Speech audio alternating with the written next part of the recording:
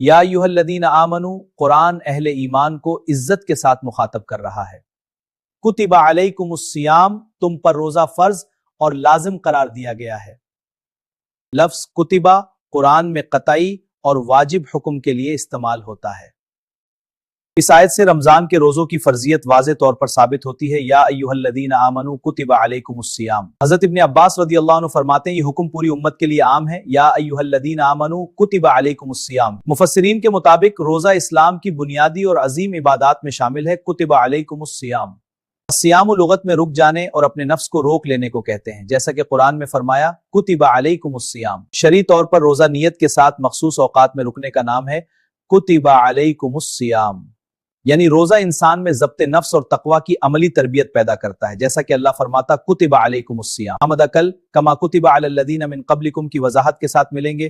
Follow کریں نواف فروقی۔